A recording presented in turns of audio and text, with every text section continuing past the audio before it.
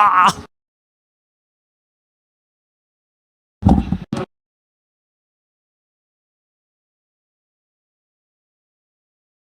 Dire team banned.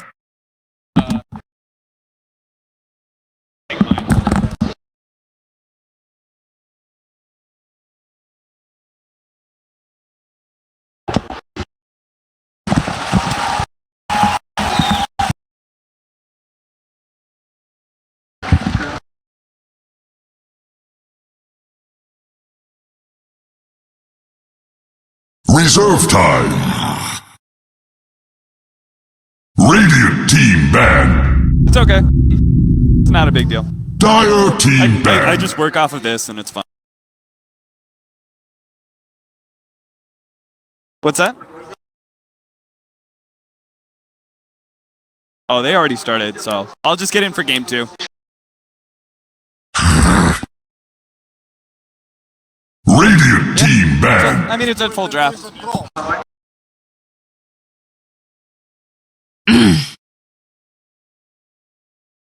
Dire team pick. Treant Protector. Radiant team pick.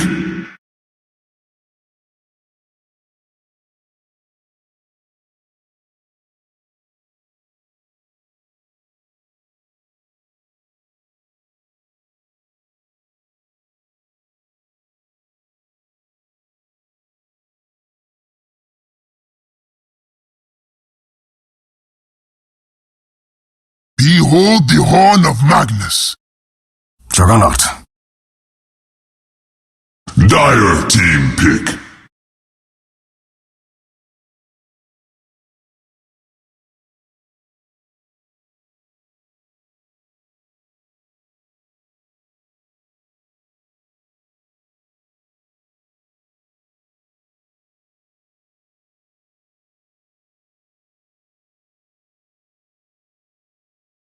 Beastmaster.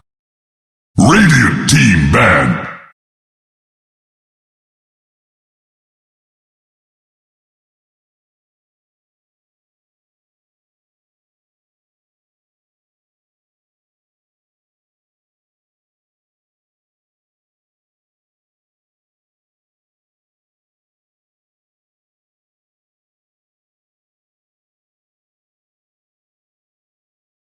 Reserve time.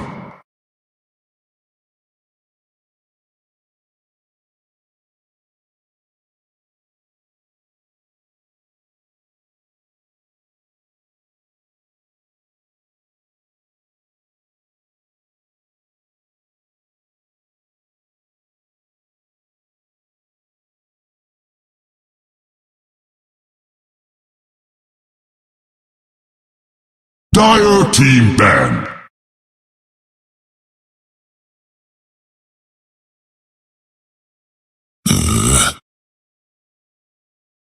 Radiant team banned.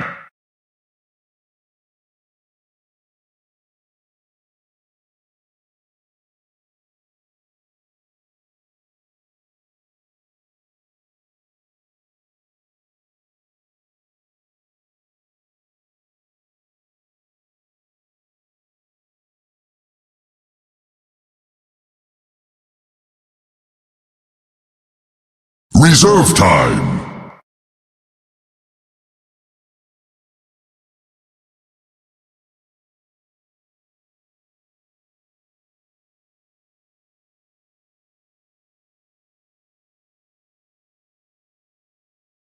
Dire team banned.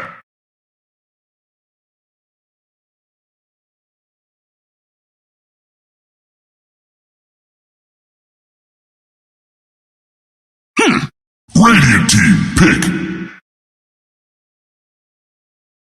Reserve time. What? Radiant team pick. Reserve time. Radiant team banned. Reserve time. Dire team pick. Bye-bye in time.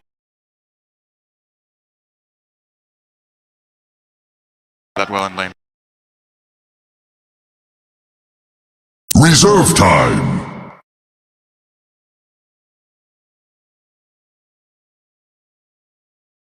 Templar Assassin. Radiant team, pick.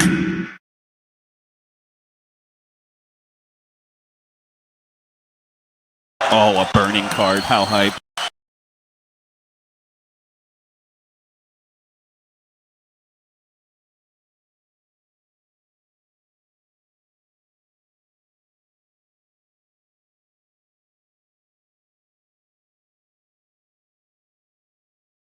Reserve time. Shadow Fiend.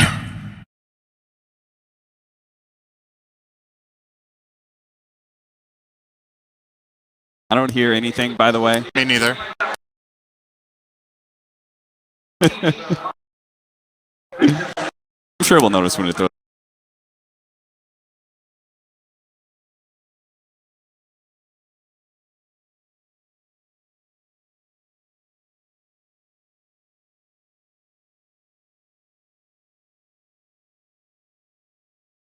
Is that my cue? All right, that's my cue, I think.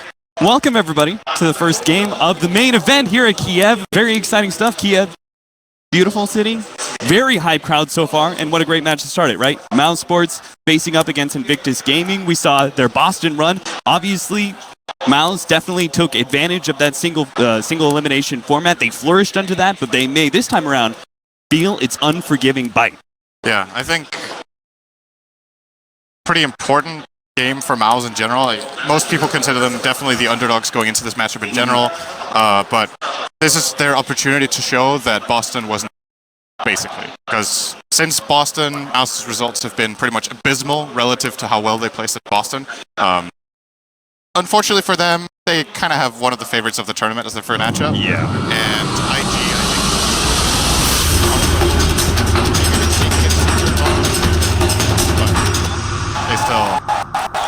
they still will be difficult to deal with, I think. Here, we're gonna see.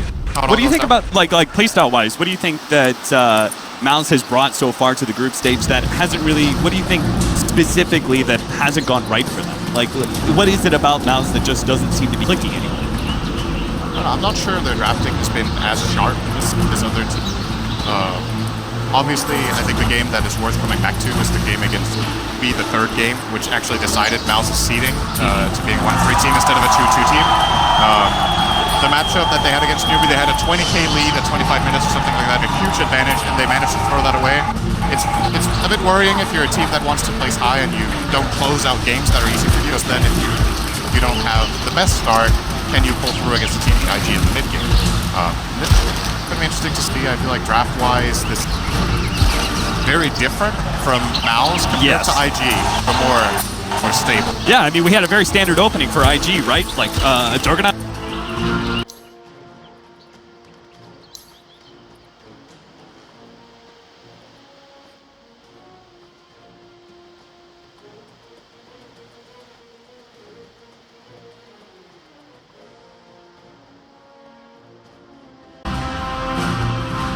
I'm back. 30 What more could seconds you want? to You want an battle. SF mid.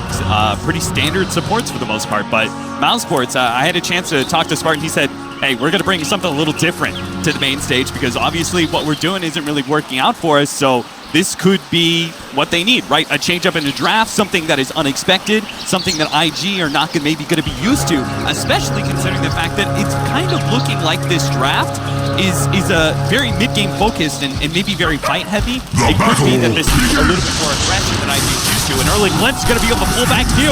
Mousesports setting himself up for an early potential first blood. He's going to try and eat his way through the trees, but a swing from maybe next time. Finishes him off and burning, do nothing to stop it. Great start for Mouse.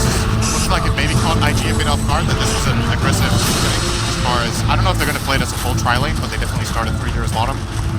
Looking now at Madara versus XXS, this is a great matchup for the Timbersaw. Wins against most melee strength heroes. I think the lane to watch for now, though, will probably be mid, since the Vocal will be putting a lot of pressure here on top. And this matchup, Shadowfiend versus TA, is not like it was a couple of years ago, or maybe even just 1 year ago. I'd say Shadowfiend fares a lot better in this matchup now than he did back then. And with the help of the Bounty Hunter, this could be a lane that Mousesports help out. So potentially we have maybe 2 of the 3 lanes being won by Mousesports, but that mid lane is going to be the one that suffers the most. You could already see the aggression that's coming out from Mouse, trying to threaten Burning as much as possible. We were talking about the Train Protector. He just seems like a very solid laning phase support, but there are some things that Juggernaut can do against that, right? Oh, Q picks up another death there. Now Burning's going to have to man fight up against the 3 of them. Skylark's actually dropping a little bit low. They're trying to fight Burning as best possible. A Fairy Fire pop. Burning realizes he's in over his head. That's going to be a 2 for Mouse. Bulbaca unable to find Skylark in time. He gets the full healing salve off. And Mouse. Hey, they said they were going to bring something different. They're already starting off a strong laning phase. Do you think a tri-lane with Beastmaster? Yeah, it's a little bit different, right? Yeah, you've got the... I mean, we've seen this maybe like once or twice, you know, with the attack speed aura, people trying to take advantage of the strong laning phase that Beastmaster is able to offer, and just able to kind of even the odds. But I think what's potentially even better, right, is that top lane that we haven't really mentioned too much. But we've got a 1v1 Timbersaw versus a melee strength hero. That's always going to go well.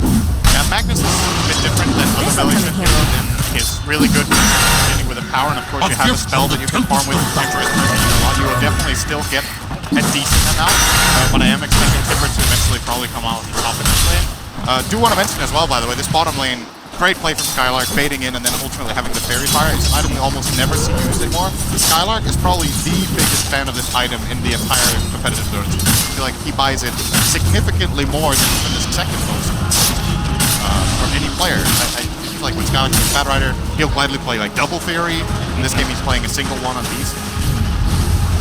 Do you think he just puts a lot of focus on winning that like one little fight, right? Yes. As an offlaner, if you can win that one fight, the lane is kind of won for you because you get boots and everything from there. But so the Fairy Fire is giving you that little bit of lopsided offense. Yeah, he plays a bait in a lot of the games. That's why it's so good on Bad Rider, because when Bad Rider starts dropping low and you think you have him, if he denies that a little bit longer with Firefly and Napalm running, you might turn it into a kill and completely change the entire pace of the early game if Bad Rider gets a good start. In this case with the Beaker, pretty sure he would have died there to Burning if not the Fairy Fire. And as mentioned, there's an item that kind of falls out of favor and people don't run it. Not as active in your, have the presence of mind all the time to think about these things, and it's not something you're paying too much attention to. Now you said this lane is going to be a bit easier for SF than it was in the past, and he had a great start thanks to that. You can see it in the CS that currently OP is sitting a bit above Thug, but the other 2 lanes by Mouse, so kind of evens out. You can see Mouse are really trying to use the pulls as much as possible. Timbersaw pushing himself forward against Magnus and then operating on that hard hand pull, trying to deny as much experience away from that Magnus, and we saw the same thing from their aggro strategy. Looking surprisingly good for Magnus. I don't know if this is expected to happen when Timber especially has the safety. Yeah. I think a lot of Timbersaws in this something else than what Madra has done. They'll go for maybe an Orb of Venom, just run at the Magnus, hit him, keep using the war like that, trying to take him away. But both they're taking a bit more of a farming approach. Magnus obviously has the Shrine advantage, he's going to activate that just now. Madara seems to be getting a little bit of an experience lead. TDS is even, but he has the deny advantage on the Mag, and Mag's actually... Maybe just a bit of is already there. The Shrine automatically as well. Don't know if this is worth it. It looks pretty close, actually. It's fairly... Burning. Not going to be caught inside that static field. Have a shot. Skylark here, maybe next time's going to come in, but it looks like Skylark dropping low. That stun comes in for the Train Protector is just enough to give Skylark the space to be able to escape. Maybe next time he's quite low though. He's trying to hide himself into the trees. He is going to be able to get away from Bulbaca just in time. So IG, their defensive tri-lane is beginning to strike back, but hasn't yet managed to pick up the score. And Mouse, they still had that offlane trying to work off of. So this is going to go bad for IG. Surprised to see maybe next time going. Felt pretty useless there as well, you know, you just get immediately removed by the Juggernaut. But so is Leech Seed against exactly, Jug, right? on the Jugger, but on every other hero, the Leech Seed gives no potential. Maybe the read here from Mouse that they, IG will not be out of position for heroes and the opportunity won't present itself. Just maybe showing some respect to the space. Maybe next time set up a trap. They are going to be able to slow him down. He doesn't have that Leech Seed though. Now he picks up, just picked up his level 3 off the neutrals. Perfect timing. Skylark's here to slow the boars. That'll make it an easy 4 kills First 6 minutes careful of the with their game. courier here. Tria's smash does work on some situation. One, but actually not paying attention. But Mouse, oh there we go. But Mouse are not good. Still, great early lane stage. I feel like their lineup to an extent maybe not. As far as the team fight potential goes, they do have obviously Overgrowth and the Static Storm. I would say, you know, as far as AoE lockdown goes, Overgrowth falls off pretty quickly actually against heroes like Juggernaut and Shadowfiend that both want to buy either Manta or BKB. Forced out the stint. Burning only able to pick up one of those boards. Now going to be locked inside the static field, but they're going to battle it back. Put the damage on Skylark to make sure he does not threaten Burning's life. Now, our Magnus actually not leveling RP at level 6 is so far trying to give himself as much laning space as possible. For me, I thought because the defensive timing of IG was suffering, we might see an early rotation from XXS and try and do something. But do you think Magnus just isn't that kind of hero? It's not a Clockwork or something like that that is able to offset an aggro side lane, needs to focus more on farming? I definitely think it's a possibility. It just feels like IG are pretty confident with their safe lane right now. They know Burning is getting full free farm. Dyer's middle tower is learning to fear. I would like to see Pentagon, but they are going to be able to go on a Skylark. It looks like that should be a kill, and Skylark's going to be run down by Burning, and Q is going to be run down inevitably by maybe next time. But picking up the core is way more important, and forcing Spartan out of the lane. They get their first kill on the board. They trade their Crystal Mages Beastmaster. CM has already had a pretty tough laning stage, died 4 times here at mid 7. For relative value compared to the Beastmaster, definitely favors them. And now that the Shrine is and IG are starting to find some footing here, I feel like this aggressive tri-line for Mousesports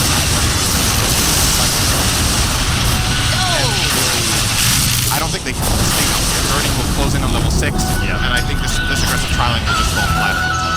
Good read for Mouse here, starting to rotate around. They're moving Disruptor and might go bottom again, but Disruptor at least mid. Thug. No kill whistle. Thug did take advantage of that. Success building towards his early Blink Dagger. And this is one of the things, right, is even if Burning Spartan suffers somewhat, IG have already made the read that they're going to be able to make the comeback in the laning a bit later on. And they're going to have that empowered first off, right? That'll kind of boost the Juggernaut through that 15-minute window. He can easily make the comeback. Absolutely. What makes the hero so powerful in like an off-lane role? You have, even if the other lane don't go as you would expect, you can still, like you said, you can come back with the power, you have the team fight ability off the off-lane, and even an off-lane. Dyer's middle tower is under attack. The scale is really No rough. gale can snuff the flames. Okay, and towards Magnus, and he's you can make cases for both. They have strengths, but it's definitely not gold wasted on Magnus. RP top. They're going to be able to jump in from OP with that magic damage. They make short work of Mod 5 now in 9 minutes. Very nice play. Looked like XXS was already calling. I know I'm going to get this RP. His RT being in. He was already in position when the RP landed. They were in a quick pick on Madara. Radiant's middle tower is under attack. Saw the 2 cores kind of preoccupied up at the top lane, thinking maybe they can have a go at bottom. Dyer's top tower is under attack. Step ahead. It fights Radiant's middle tower is losing On the its Timbersaw now foundation. puts the Magnus ahead, 4,200. Dyer's top tower is feeling its So mortality. despite the 1v1s that Mouse are trying to force, it actually seems like IG had managed to come ahead. Shadowfiend currently out-farming the Temple. Dyer's middle tower is learning to fear. CS will be worth a little more. Radiant's top tower is under The attack. Shadowfiend kill each other, but not to give some full level advantage on Thug at the current higher CS. Radiant's top tower is under attack. It shall encroach no more. Probably looks to pressure the tower as TA will want to farm up. I foresee the Radiant's top tower falling shortly. Yeah, there's the obvious flash. They're going to be able to get that kill. I thought maybe Bobico would be able to get the kill on the but making sure it's not caught. Static Storm, that field combination, they're going to be able to catch him inside of that one. Of OP, trying to get whatever damage he can, but his Death Requiem will not be enough to bring Thug. attack. His shell encroached no more. Radiant's top tower is under attack. TAs involved in it. Take a knockdown on his soul. That's going to make it harder for the SF, right?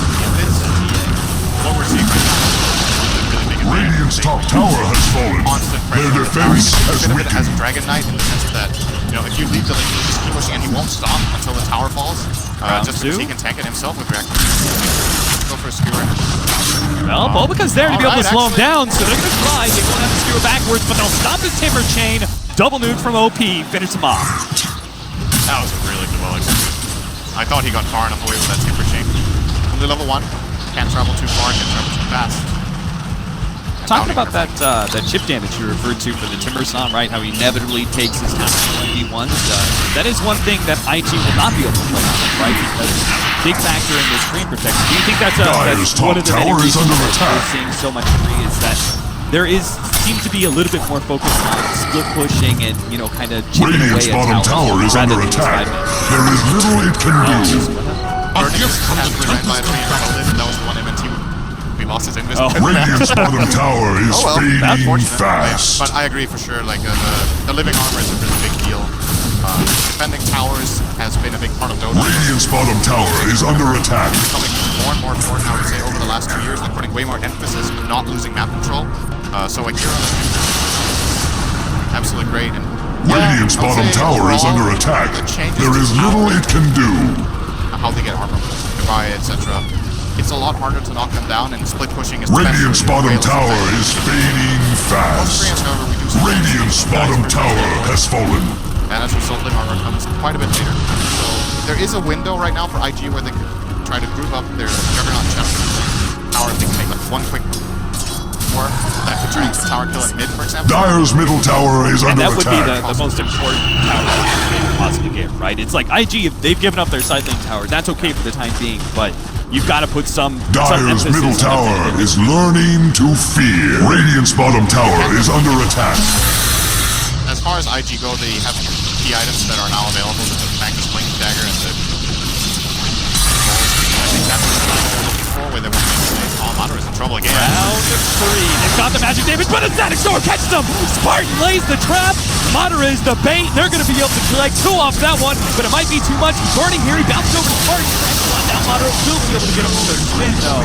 And so that ends up being a 1-for-2 exchange. Well played by Spartan. And Mater kind of leading that whole entire trap up, but IG, they did bring the forces necessary to still kill that ever-present Timbersaw. Same time, though, it still ends up being a 2-for-1. Radiant's bottom tower is fading fast. This constant pressure that Illusion. connect on the bounty. But it's very clear that IG are being pressured really hard in this game. They always seem to be on the defense side, with their lanes being shoved in. Dyer's top tower is under attack. It fights for its life. Having better. It's time for the Shadow Blade of Shadow Fiend to maybe connect with Mercury that they still have. They didn't use that for the Turkula, which is very important. Right. This'll come. Once again, would really like to see this mid play come out. Smoke has and big benefit of Treant and Bounty Hunter both exceptional at warding. Just look at how much Mouse have in the Radiant jungle. And vice versa, in the Dire jungle, there's rewards count from the Bounty Hunter. They might here comes the push. And this is just not Radiant's bottom tower is under attack. a big objective pickup for IG, being able to fully down that mid tower before the living armor. This is really hurting. There's Radiant's bottom tower is under attack. There is little it can do. Honestly, he's not exposing himself. Wars are dealing really significant. Almost took him the tower while they were mid. Yeah, they are still giving that one up though, because they actually smoke up as a 3-man, rotate upward. It just feels really obvious at this point, right? Yeah. They have Beastmaster who almost took a full tower bottom. You know IG just took the one mid. You see Mouse avoiding Radiant's bottom Yeah, tower there's so many is ways this fading rotation could work, and fast. that kind of smoke, maybe they go bottom and try and catch Skylark. They've already known, like they've got the scouting Radiant's heroes set in bottom position tower to be able is to now intercept that smoke, kindling. and they did get close. So they knew, nobody's popping that smoke in the bottom lane, that's got to be top. Wait it entirely, take the tier. there is still that mid tower. You could see make a play for it.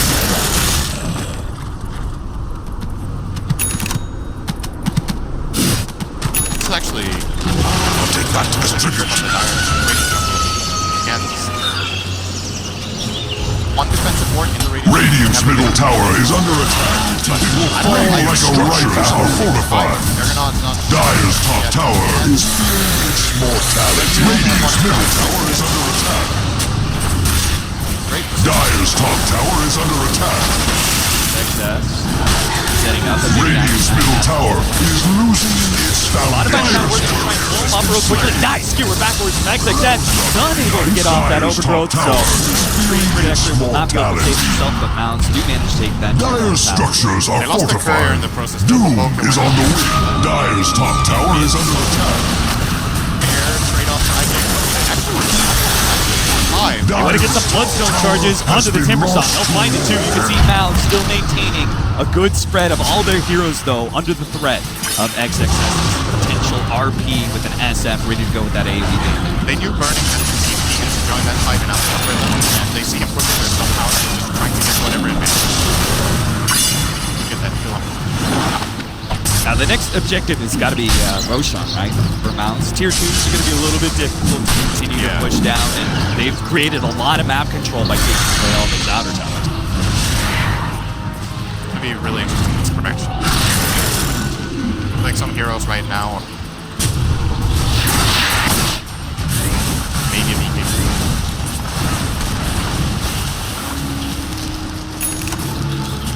Triant on Facebook.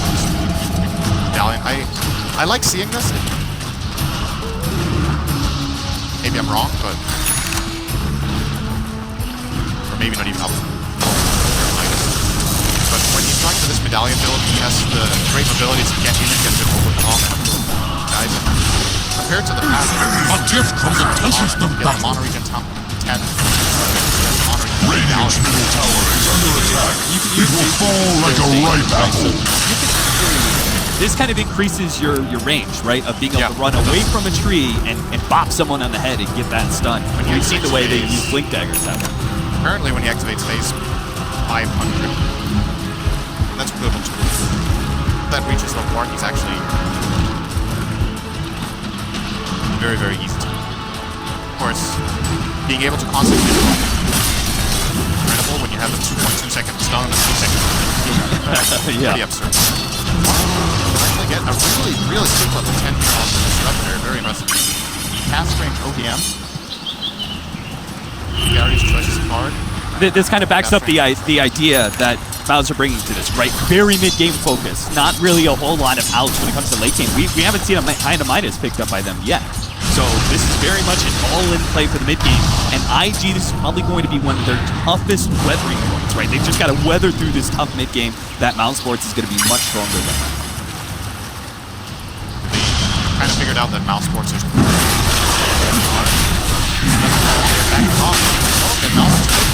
very nice. Early Deathro and that medallion is pretty short work of that Roche. This is such a Mousesports playing around up the TA and they have Scarlock pieces.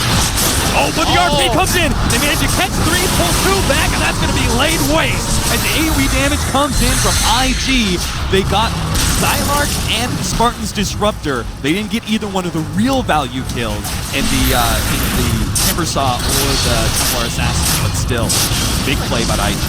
XXS had a couple of misplays in this tournament where he gets a really good RP but doesn't. This time he gets a slight bit because of that doesn't get lost. Not even the RP. The RP was fantastic, and that would have been a triple kill if he managed to bring in Mata. I don't see any way out for him. So like you said, no force die for Mouse. Or Beast Map, not the lesser of the big, right? Yeah. So they can looking for that. IG are definitely not. They're not sitting back and waiting for Mouse to push with mages. They're trying to take whatever advantages they can find, and that was a couple ultimates there, so I wouldn't be surprised. Bounds still have the Aegis. It's time to take the rest of those tier 2s, right? It's time to, at the very least, get Bronze Blood on him. You won't even bother trying. Very unlikely that they will. So more than likely they have the Timber and his tier on top. get as much push out on bottom as you can with Juggernaut. Shadow being pushed in. Dyer's courier has been slain. He's been standing in this area. He knew, hey, they're all pushing top lane. The courier's going to be funneled back and forth. If I just wait out here, eventually a courier is going to head out to that. Radiant's top tower is under attack. Radiant's top tower has no Aegis, no RP. Dyer's middle tower is under attack. Very bold, but No at the same game time, can stop the game. short amount of time.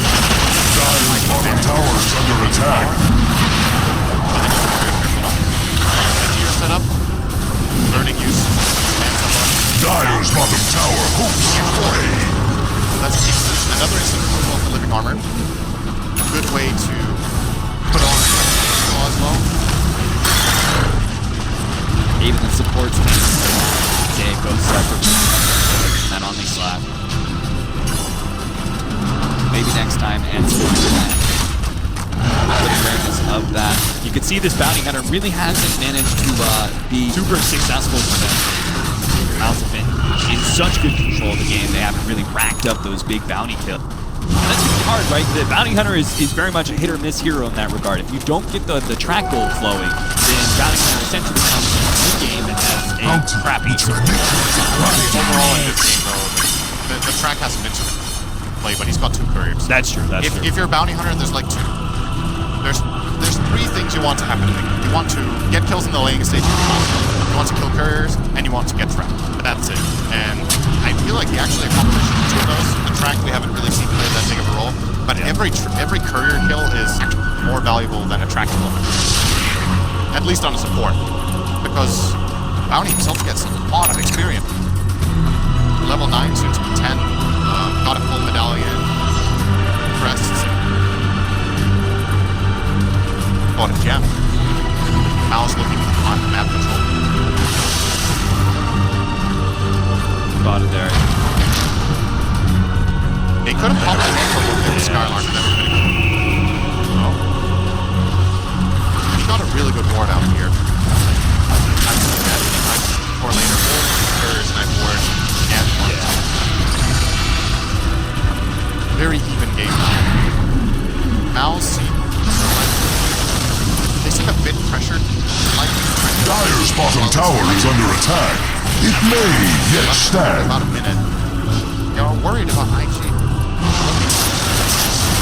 But IG just Back. I mean, that's the thing, right? Is that we know Mousesports are going to have a good mid game, but late game, this is a pretty clear advantage for IG, right? They've got Magnus plus 2 really good scaling for well. Meanwhile, you've got Mousesports who mostly look at mid game, right? Yes, Assassin, for sure. Beastmaster, very mid game. No.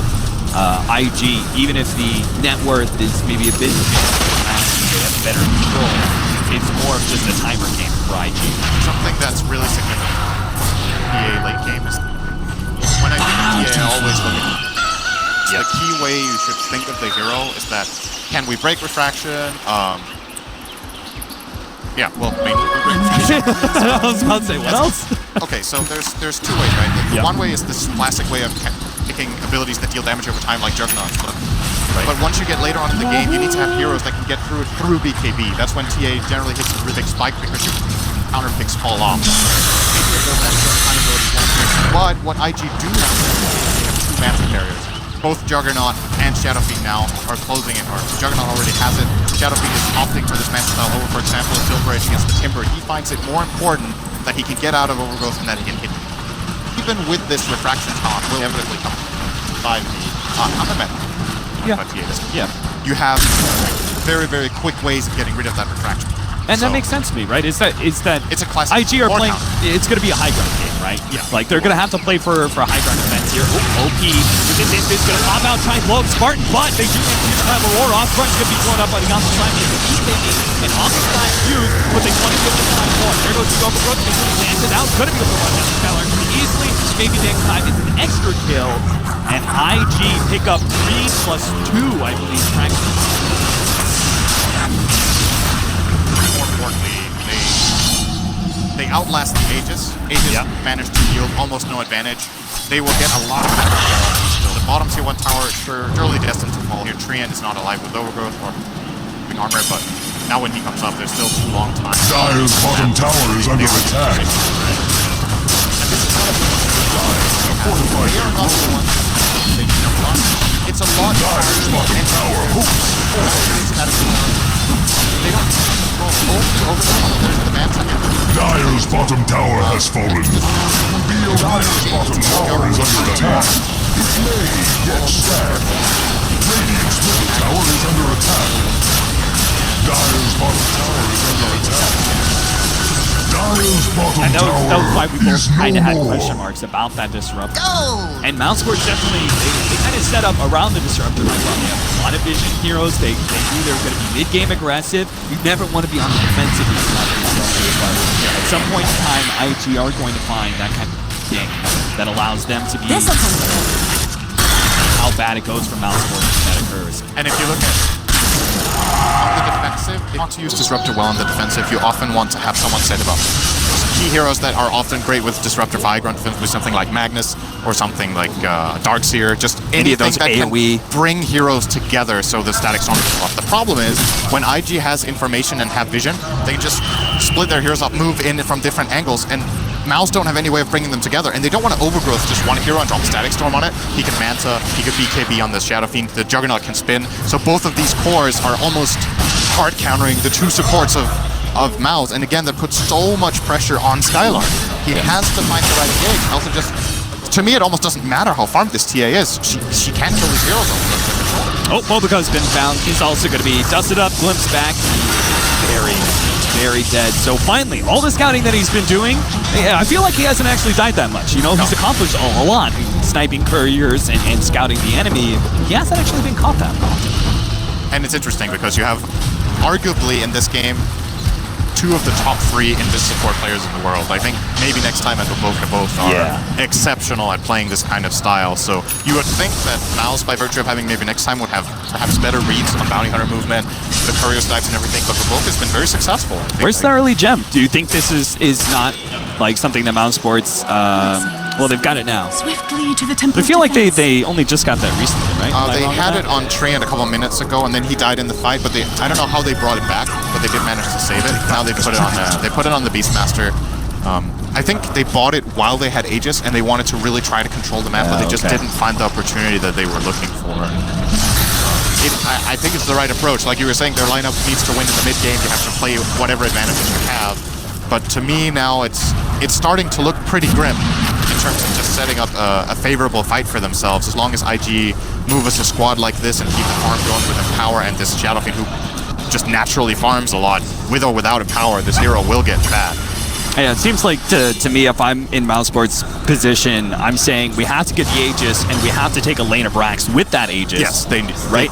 And we're looking at a game where Mousesports might not even be able to get that. As it is, IG are still currently sitting very aggressive. They're going to run into maybe next time. Maybe next time he's going to be caught here by the Omni Slash. Oh, he actually brings over, tries to get the extra kill. You saw him try to blink over and catch the Disruptor as well, but not quite the range there. Only going to be able to get the maybe next time kill, but that is still numbers enough for IG to be able to take Roshan for themselves. They need to be careful with this bottom lane. Scarlark has Necros already now. He's definitely going to pop this here and put a lot of pressure. His tier 3 will fall very quickly. IG needs to get home. Magus TPing. Trying to get back. The Glyph bought them a lot of time to be able to work with. He's sitting back. Skylark's trying to just give his Necronomicon minions enough attack speed to be able to take that tier 3, but it's not enough. They got the best out of it. Yeah. Half a tower is at least something, but not great. And now Spartan will be chased down here by Boca. Okay. A 1-2 punch from OP. Nice damage. Here's Spartan's fate. Shadow Fiend with Empower hits for 400. Fair enough. And now we're going to have IG evening up the tower count, it looks like. If they could take mid, no, they're actually going to back off. Still afraid of that potential blitz at the bottom lane. They have another jump from Skylark. He could take that tier 3. They can't afford to unlock shrines after such a huge win taking that Aegis. In some ways, this reminds me of the... There's wait a second. Yep. That is a very, very big kill. And it goes to... I don't think IG can take any objectives off of this. It's very far away from anything meaningful. Maybe they could cross over to mid and push this wave and get the tier 2. I'm a bit surprised Scarlark isn't immediately pouncing on this wave and pushing out mid. It's giving IG a little bit more opportunity here. Yeah, now it's being drawn out here by Spartan. We need to push this wave. They're going to go mid, but I think now it's too late. They will actually get this down. Will not be able to defend. You've been a captain on the losing side of things plenty of times. You see Mouse, That's very nice of you we said, to say that. we said that, hey, they've got to get this Aegis and take a lane of racks with it, right? They didn't even get the Aegis. No. You're in this position as a captain. What do you look for? What's your next timing as Mousesports? Well, the next timing was Roche, but they didn't get it. Right. So now, honestly, they don't really have much choice. They have to defend their high ground for now, obviously, but there's no TA, so they're going to lose a lane of racks here, I would imagine. Yeah. If I'm the captain here, I say don't fight. Like, this fight is impossible, and if they go for it, they're going to lose the whole game. So concede your lane of barracks, just try to push out the wave as much as you can with the Timber Saw. Living Armor is holding what it can, but as a very minimum, this tower is down. Yeah, they do have Skylark in the bottom lane, so it looks like IG are going to be forced back off of that one. This is, again, in my opinion, the absolute best way to stand. Try to defend, try to split push at the same time, at least disperse the push in that way. But that fight is impossible to take. So if you're Mouse now, you look to keep playing the split push kind of game with Beastmaster. I think Skylark has the right idea just to almost set up camp down here. Yep. Just wait for the wave to push in and then be able to push it back. You have to wait for a moment of opportunity. The Aegis needs to expire. And ideally, maybe you get either a set of boots of travel on the Timbersaw, for example, so Beastmaster can actually start getting picks, or you set up more than one hero. You set the Beastmaster down there with a +1 so that you can turn it into a kill. And still, you need to show presence on the other lane so IG split up, because else they're free to keep moving together as a group. If there's no pressure coming in on their waves, they can be like, whatever, you know, if this top wave, there's creeps hitting creeps, who cares? Like, just leave the lane. Yep. Let it be there. And look for plays elsewhere. And you see IG have a very clear-cut plan of sticking together as a unit. Yeah, I feel like up way less than Mouse over the course of this game. Yeah, I feel like IG have just been constantly sitting on top of each other, and it has meant they've conceded a lot of these outer towers just pretty much for free, but it's meant that they've also never been in a bad situation where all the single target damage that Mouse had with Beastmaster, TA, never blown up a big core and gotten the big pick that could lead to so much more. Mouse now actually going to look for a high ground siege. I think this is not. The Aegis is still in the hands of Juggernaut. Actually, with quick damage. The Shadow Blade, Static Storm, that wasn't it. They might be able to catch Skylark here. Skylark actually turns around, gets off that Primal Roar, but he's going to be caught by XXS. That's a gem drop. You can see maybe next time, try to maybe think about going forward and getting that one. OP, you going to let it go? No, he's not. XXS didn't catch him. Obuka's already on the hunt here. If Madara stays here and farms another camp, they already have the vision, so information is there. We'll also farm this one. They're a bit too far away. Actually, he's getting kicked out here, so Madara will be able to escape more than likely. Mouse quick to try and push out the bottom lane fast enough to keep their map control, but it's looking like IG may be able to take another objective, that tier 2 at top lane maybe, before the push comes in. No, they're going to back up. Again, sticking together. This game, in a way, is reminding me of a game of the group stage where IG faced EG in that game, and IG had more of a team fight oriented lineup, and EG were playing Beastmaster with IO and Invoker, so they had like really hard split push. Yep. And they were looking for kills with this Beastmaster, and IG were playing a similar group up style. The issue that Mousesports have in this game compared to EG is that they don't have an IO. I feel like it would change the entire dynamic of the game in this game if Mouse had one as Ciatrian. Because then they would be able to play the split push way more effectively, but it's a lot harder for the heroes to move around the map. When you don't have travels on Timber or TA, Beastmaster just doesn't have the same tower is under attack. On the map. They need to keep farming and keep showing on waves that are being pushed in and give information. There's always the bounty hunter X factor. Does he see me? Does he not? You don't really know what you're up against. Do you think IG did end up coming up on top in that EG game, but that was very close. And the reason I felt like it was close was, first of all, in my opinion, EG played a great game, and they had more tools. I feel like Mousesports' tools are like semi-broken at this point. Like, they had the split push. It kind of played out for the first 25 minutes, but now they have no team fight, really. I mean, you could see they're willing to use these RPs and Omni Slashes. They're not worrying about the cooldown whatsoever, because if you look at the Mousesports lineup, their only real semblance of strong team fight is Static Storm that's countered out by DKB, and Timbersaw, who also can put out damage with that magic immunity. Yeah, so DKB is a really big deal in this game. The only hero who would really kill anything through it is Dire's the top TA, as tower we is mentioned under before. attack. He's not really safe in these fights. It's hard for Thug to commit with confidence. You can see it on the kill score as well. He's 1-1-1. Like, the fights that Mousesports have been able to find have not really Dyer's top involved his tempo tower assassin is very much. feeling its mortality. And I don't think he's played a bad game. I think it's just difficult to get into the kind of fights he wants. It felt exciting in a way, watching, Mouse and Dyer's seeing top like, tower they're is taking under all this attack. control, but it really does seem like IG, they just made the read, and they're like, everything that they're taking, it doesn't matter, because all we have to do is stick together, make sure we don't get into really nasty fights in the early game, and as soon as we hit our mid game, as soon as we hit BKBs, as soon as we have Mantas, those two items just kill their lineup. And now we're seeing Mousesports struggling. They're kind of ratting things out. They're hoping to be able to force IG to split up, but it's just never happening. IG daring Mousesports to ever face this 5-on-5. Something that could potentially get interesting would be if we saw a Hex come out on Mousesports from the Timber. I think that could maybe shift things a bit. I do not believe there's any Lotus available. They don't have a Lotus Orb. They're also not building into one as it looks right now. So that could maybe give them an opportunity to get some more picks and to set up a fight on their terms. The issue is, as you mentioned, like this Timbersaw has a lot of net worth, but it's really useless right now. Like his net worth is very hard to put into play. He has some really big items. He has the Lotus Orb himself, he has the Famous Guard, but this hero is only magical damage right now. Now there's going to be even a negative symbol coming out. His damage output is huge, but it doesn't pay off unless they can set up the fight for him. Now that suggests to me, though, is there a timing that swings back into Mousesports' favor when the BKBs start wearing low? Do you think ever that a 5-second BKB is just not enough, and finally we will see the impact of the Disruptor and the Timbersaw once again in this game? Because it feels like to me, with the suggestibilities going instead of the side, that he does feel like there is going to be another swing back in his favor that he can take advantage of. The problem is, so one of the quote-unquote BKBs is Juggernaut's Spit, right? And that's free.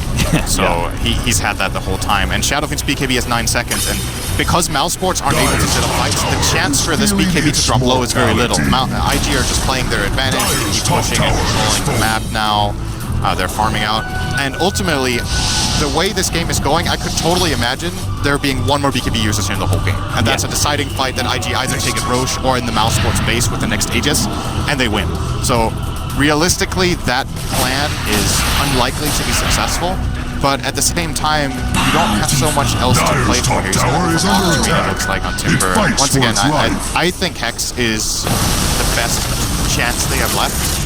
But Link side, then just see if you can get the right initiation. Yeah, because realistically, the Beastmaster is not going to be able to do it all on his own. You have to have some sort of control here to set things up. Spartan with his Blink, he kind of leads the way there with a smoke.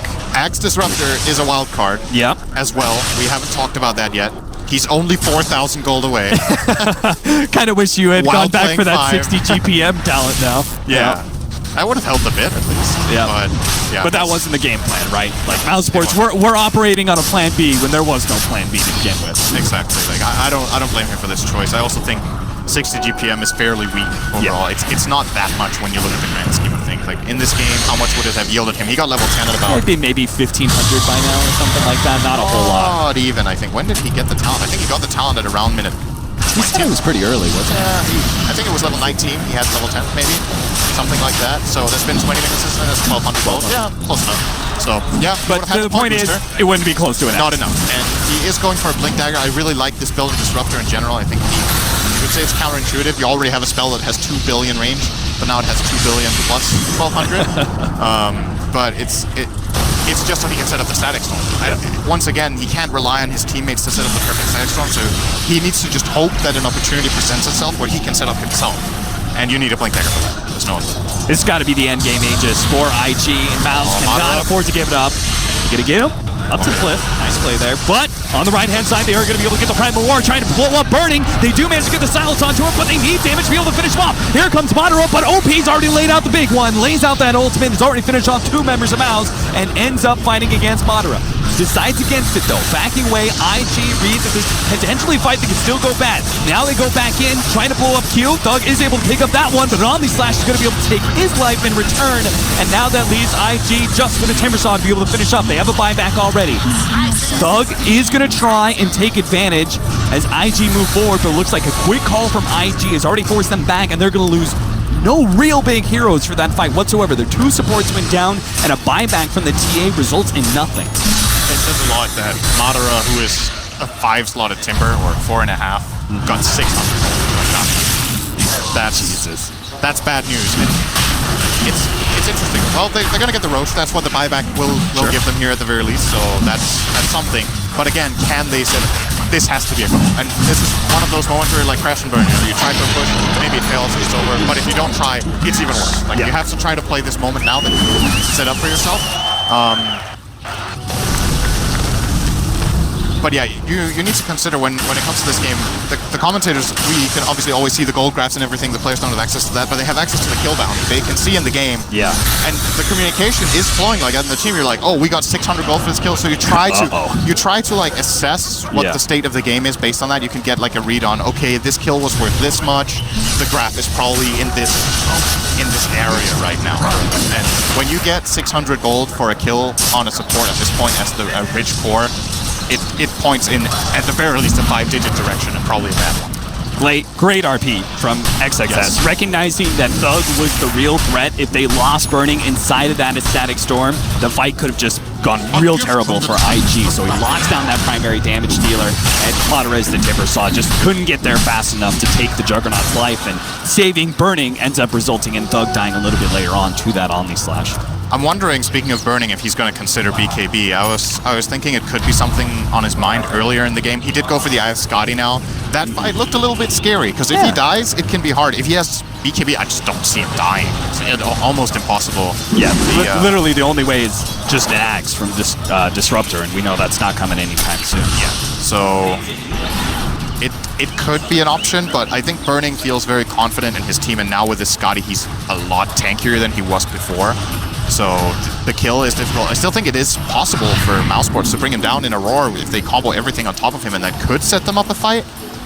But they need to always be so wary of their positioning, even if it looks good and they can jump on this Juggernaut. Yeah, they've got to They can't cluster up against Mag. Yeah, they've got to basically all funnel in and like focus down that one hero that's Primal Roar, but that just leaves easy RPs for XXS. That is a problem in their lineup as well. They need to come in close to deal damage. TA has that problem against Magnus inherently in every game.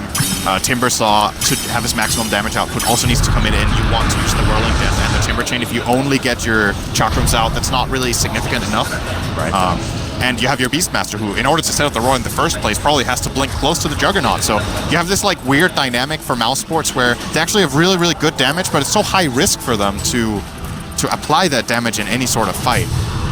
This will be an interesting change. Look at IG's positioning, by the way. Oh, yeah. We, like, IG, they literally just play it safe as possible, right? We saw it from the last fight. The buybacks came out. They immediately backed up. Even before the buyback, they were grouping away and just kind of like, okay, let's back up. Let's see if, one of them overextend or something like that. Because this is it should be a straightforward win for IG, right? Like, they're the ones who are like 80% slated to win this game, if not more so. More, probably. The Aegis gave a little bit of chance to Mouse, but again, I've been saying this a lot, but it really is the start of the game. Can they even get themselves in a position where they can use the advantages that they have? Right.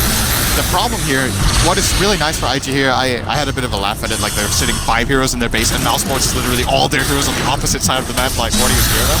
Obviously, IG can't see it. The moment TA shows on the top wave, they start funneling out. And they just need that little piece of information to feel safe in their lineup. And they know that, sometimes it's worth giving away 1,000 or 2,000 gold, which is what happens if the enemy team is just farming jungle while you're sitting in base, you lose a bit of control. Risk reward.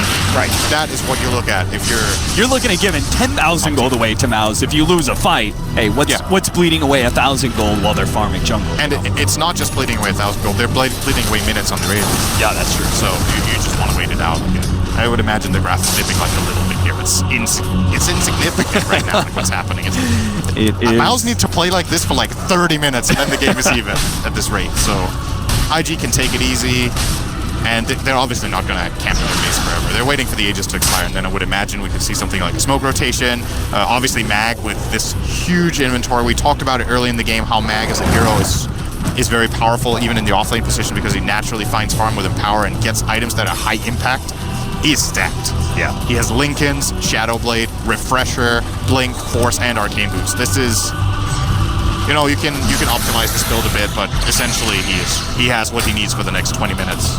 I was going to ask you if the refresher from the Beastmaster could really change much, but it feels like it's entirely counteracted, and if not surpassed, by the fact that Magnus has a refresher as well. I think at this point you probably have to get a roar on the mag, but it's difficult since he has the Lincoln. So Beastmaster needs to, in the blink of an eye, blink dagger in, use Necro Book, use the mana burn on the Necro Book to break the Lincolns and then roar, which is possible. It does happen from time to time, and of course they do have the blink blimps as well that they can use to break the Lincolns if Beastmaster is not completely alone on the engage. Oh, this could be one of those openings. IG already trying to get together as quick as possible. Maybe they can get the mag, but it doesn't look like it. They're not going to be in position. The smoke is going to pop on the Q. They're going to get that Primal Roar out. Immediately blinks himself away before OP can lay a hand on him. But OP, he sees it's an advantage. Primal Roar's already wasted. Static Storm goes down. Spartan's going to be caught inside of that one. They do manage to get... Oh, there's the Juggernaut with the refresher. Maybe they can blow him up, but OP, he's laying waste to all the other Mouse members, and they couldn't do enough damage to finish burning out. That means it's pretty much all over. Mouse are going to lose this fight. It's just a question of how many heroes are going to go down. They're going to use extra RP to finish off the Timbersaw as well. 4 end up dying in the end from Mouse. And the only one who goes down from IG is the insignificant bounty hunter at this point. IG in full control of this game. And that 80% now knocks up to 95, 99. It's a 100-second death timer on TA with no buyback in sight. The buyback will be coming up in 20 seconds. He has to use it. He will be using this buyback, and that might make IG think twice about committing here. They will definitely get this lane, probably a second lane as well, and then they might just be like, okay, this is good enough for now. If they want to, they can push pressure for it all the way, but obviously they have 2 RPs on cooldown, and they know Roar should be coming up soon. So there's a slight advantage in that sense for Mousesports, but yeah, you better buy back. There's nothing to wait for. They're sticking around. Nope. OP doesn't even wait around for that melee rack. They read it just like you do, Sin. Burning, turning against Madara. They do get the roar onto him, but no damage. The Templar Assassin. Not sure where he's at, but it's not there to be able to stop Burning from being able to TP away. It looks like maybe they catch Q, slowing him down with the Chakram. Madara does catch him out, trying to drop the gem. They won't see that one. They will never find it here when I literally drop it up. You're a clever guy, Q. Just hide it under the rock. Well, it's a consolation prize here for Mouse. That was a really, really big one. They did manage to hold their second lane, and they can obviously heal it up here with living armor, but odds are really, really stacked against them now. RP coming up in 20 seconds, so maybe they will concede this mid-tier 2 tower. This really doesn't matter at this point, this tower. This is a tier 2 that we talked about as an objective that Mouse needed to take with the first Aegis. Like the very first Aegis where they had all of the control. Do you feel like Mouse just, like, they weren't confident enough, they weren't aggressive enough in their timing window, or did IG just play defensively well enough? I would say Mouse could have gone for more aggression. It's scary when you're against this type of lineup. It can go very wrong, and you might be thinking in the back of your mind, if we mess up, we lose so much because we get like team wipes or whatever. But you have to play to win, not play not to lose. And you know, if you're Mouse's lineup and you're like, okay, we just need to play safe, just farm, you're not playing to win with your lineup. It's just not happening. Now, I'm very happy to see this out of Madara. He is queuing up the Scythe of Ice now on his Timber. All right. Unfortunately for me, probably too little too late. Curious to see which item he get out of his inventory. Might be Bloodstone, actually. You know you're feeling good when the Bounty Hunter levels up the damage talent. It's like, yeah, I'm ready to right-click people. I would say this is what you should do almost every time, actually. Yeah. The thing that's interesting about the Bounty Hunter, even as a support, is that this damage talent is so absurd that when you reach level 25 and have the -5 second Janata cooldown, okay, let me give you an idea of how this is. So right now, Bounty Hunter has 250 damage. When he's 25, he has 1 second cooldown on Janata. That means every hit, more or less, if he just waits a little bit, is a critical strike. So suddenly your Bounty Hunter is hitting for 600 damage over and over again. Maybe next time's gonna be found. He popped the smoke. He was sitting inside the trees. IG, he did a little super sleuthing there, narrowed down his position. And now, look to go high ground again. We're probably going to see a buyback from Trian. He really doesn't want to do it. He finally has the crest that he wanted to have 30 minutes ago, or at least 20. There's a buyback. And to slow him down. Madara challenging OP.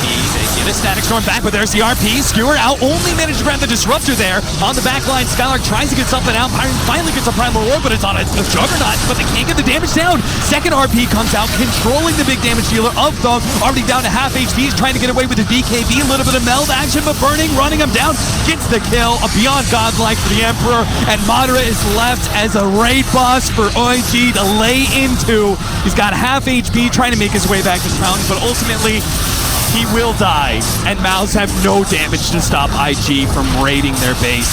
He comes back with round 2, pops a shrine, still being overwhelmed by the damage of both Burning and OP queued up. He's just trying to be a punching bag, anything but the Raxus, he says, but Madara, IG will eventually move forward onto the next objective or the next skill, and jump forward, managed to get Spartan there. Burning, challenging Madara. Maybe tanky, you may have all that armor in the world, but eventually I will bring you down, my friend. Madara, Burning, dropping a little low, but he has it. Rampage for Burning. IG opening up the main event in the first game with a Rampage for Burning, simply outclassing Mouse. Nice game overall. I think it highlights to an extent why IG is one of the favorites of the tournament. I think they play something that they are very good at is staying calm under pressure and making the right decisions. They've had games that looked like they were really grim. One of the games in the group stage, they had, I can't remember what team they were facing. It was OG. They were facing OG. They had they were down 20 kills, and Burning was just split pushing and farming with Anti-Mage. They kept avoiding the crucial fights. They kept getting